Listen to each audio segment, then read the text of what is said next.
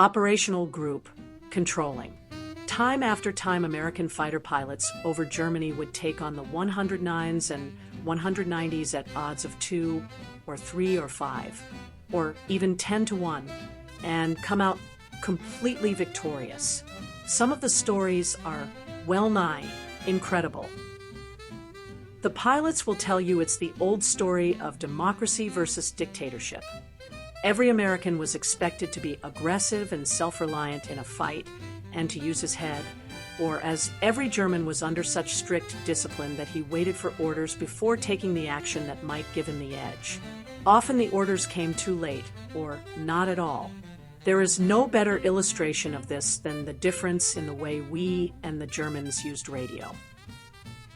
The Jerry rules seem to be that once airborne, nobody in a formation was supposed to so much as peep into his radio except the leader. There have been numerous instances of Allied fighters sneaking up from the rear on German formations, picking up the rear elements, and shooting them down without the rest of the Jerrys even noticing it. The pilots being hit often seem to fail even to warn their fellows. Sometimes whole German squadrons were eaten away from behind in this manner. In an American fighter group, on the other hand, the radio was used extensively by every pilot whenever he had anything to report. A channel exclusive to that group was in fact the all-important nervous system without which the outfit would disintegrate into uncoordinated elements in first moment of battle. It's too bad every reader can't have the vigorous thrill of combat that comes to a channel controller when his group runs into the enemy.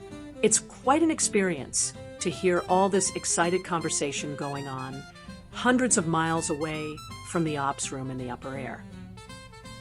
At Saffron, it was always a practice to assign a controller to work with a particular group and to have him work with that group as consistently as practicable.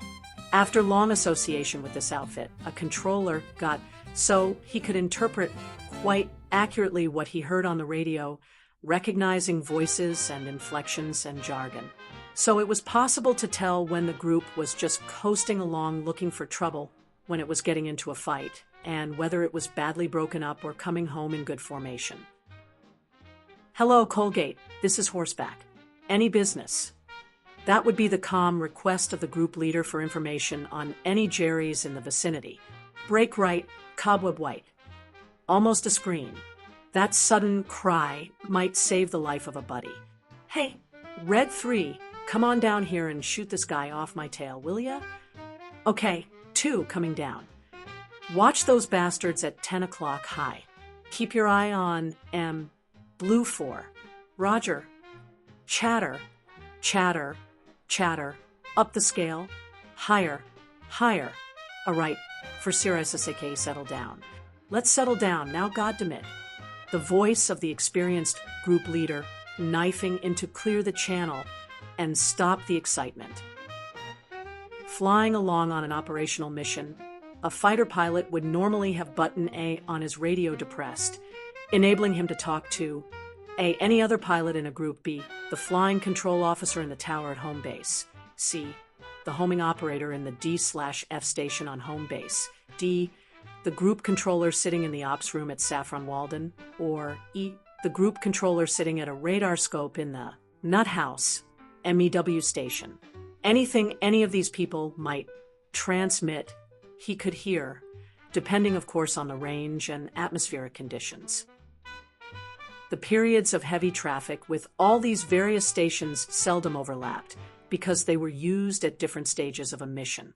When there were no operations on, full responsibility for control of the channel traffic rested with the group commander.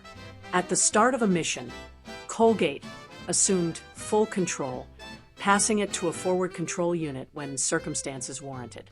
Every precaution must be taken that at no time should there be 2 controllers using the same channel, and likewise that there should be no gaps in control. Non-operational uses of channel A were the normal ones of traffic control at the home airfield and homing to the field. Had there ever been a need to augment the RAF in the home defense of Britain, This channel would have been used to direct the aircraft on intercepts. American units were always prepared for this emergency, but it never arose. During operations, the wing control normally imposed a radio silence on the station flying control transmitter until the group was on its way back. When the silence was lifted, operational control from Saffron only rarely included direct orders to a group in the air, it being considered desirable to rest final command responsibility in the group leader. After all, in air warfare, as in any other kind of combat, the men on the spot always must have the final decision. The group controller, under direct supervision and watchful eye of the chief controller, attempted to advise the group leader and to give him every available scrap of information that might be of the slightest use of him. It was then up to the leader, with the other information he had through his own eyes and ears, to make the decisions. Under Nut House, MEW control, of course, this was not entirely true, because in that case the controller was in possession of enough facts to order a definite steer of so many miles to intercept Jerry's. The standard way of working this was for the group leader to divide his forces, leaving some with the bombers to provide escort, and using perhaps a squadron to rove at the bidding of Nut House. Often the field order specified A and B groups within each fighter group, B to stay with bombers, and A to freelance. But from Saffron the information was usually of a more general nature. During every minute of the missions, the Y service position beside the chief controller was manned, and the messages were intercepted as they came in and were translated into grease pencil marks on a special black and white griddled map, scale 1:2, 500,000, photo on page 80. This was in a slanting position where the chief controller and his deputy could see it easily without obstructing their view of the rest of the control room.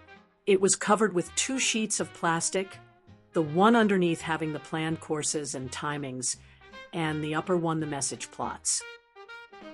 The chief controller and his Y service staff officer, after studying a series of intercepted enemy R/T messages and judging the positions of the formations, would come to a conclusion as to the probable strategy being employed by the Hun against the mission. Based on this, appropriate warning would be passed through the particular groups likely to be involved. The chief controller's instructions in this regard would be given to the group controllers through the roving controllers, who in turn would make sure the warnings were correctly given. As a double check on this, each group controller was required to log in detail every message sent or received, with the exact time. Over a period of time, this system was steadily improved because a careful study was made by the control staff of the group mission reports, comparing the times of combat with the times logged by the controllers. It was possible to develop a surprising intuition about particular situations in this way, thanks largely to the nature of the Germans to react in a habitual manner mission after mission. The study of the missions could be quite precise because, as a part of each fighter briefing, all watches were coordinated with the official time from the ops room, phoned by OPSB to each group just beforehand. It was thus assured that times mentioned in one report would always match with those in any other group or control record. In all this work of analyzing the habits or predilections of the German control system in meeting the assault of the 8th Air Force, there had to be a very close tie in between control and intelligence, as explained in Chapter 3C.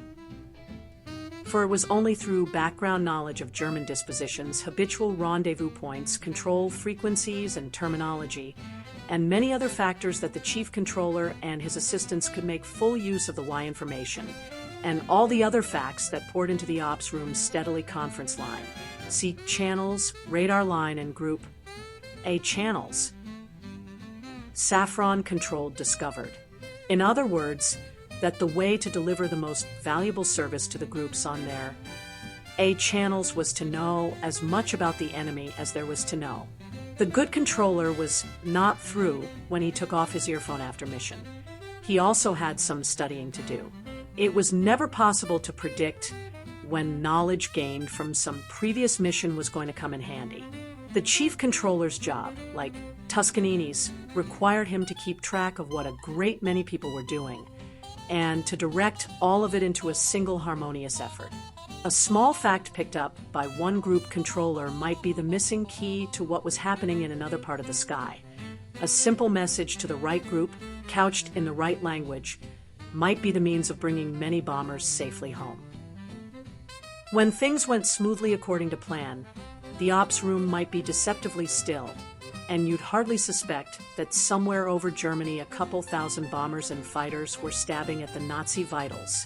But when things went wrong, the controllers and their radios and telephone wires and grease pencils paid for their weight in gold. In the weather conditions of Northern Europe, through the 2 long winters of 1943 to 45, when the strategic air punch was delivered that von Rundstedt admitted broke the Nazi back, there were many missions that would have died a borning if it hadn't been for central control. But the system that was developed at Saffron made it fairly easy to make changes in the field orders, even at the last minute, after the groups were airborne. Very often some fighters would get off the ground on schedule, while bad weather kept others on the ground. The English weather was like that. The minute this happened, it was necessary to discard the field orders on which the pilots had been so painstakingly briefed, and brief them for new routes and targets in the air. It was possible to do this because of the system of checkpoints, control points, and timings, so carefully followed and recorded in the ops room. A gap in the escort, which would result from a late fighter takeoff, could be plugged by some other group, and the whole schedule rearranged as needed. A bomber task force turning back because of impossible weather conditions would free fighters to strengthen the escort on other forces. Notified in time, Commander-Chief Controller at Saffron could work out with Pine Tree on the conference line some arrangement which would permit no sortie to be wasted. A bomber mission, thus aborting, might catch fighters just in the process of taking off. Quick action at Saffron could save many a pilot a hazardous and unnecessary takeoff. Sometimes a squadron or group or box of bombers would make a mistake and get off course, separated from the rest. This was the sort of thing that Germans were always looking for, and they delighted in pouncing on such lost sheep in overwhelming numbers.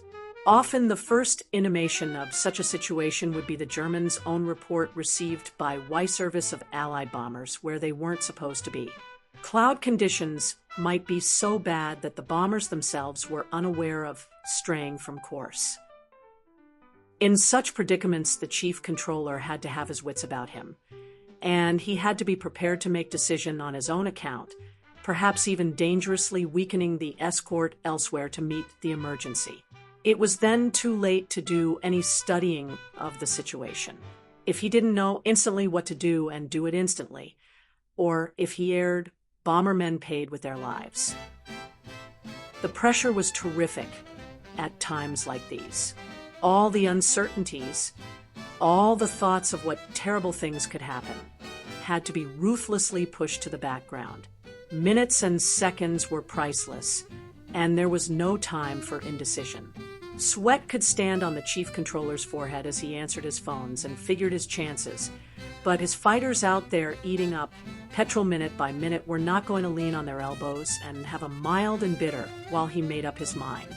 And so there were times of tension in the crowded ops room, as well as times of ease.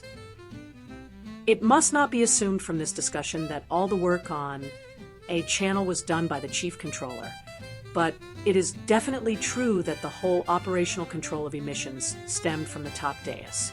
As outlined in Appendix C, each group controller had duties which required him to know all there was to know about his group at every moment from the time the first airplane was airborne until the last one was down. He had to record the facts of the group's mission, have them instantly available for the chief controller and conference line, always through the rover, and write them into a report after the mission had finished.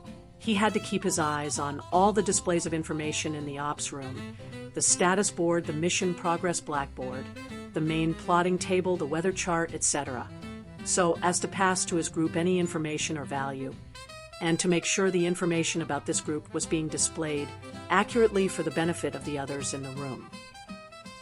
He was the voice of Colgate to his group, and he was expected to know the group leaders and be known to them.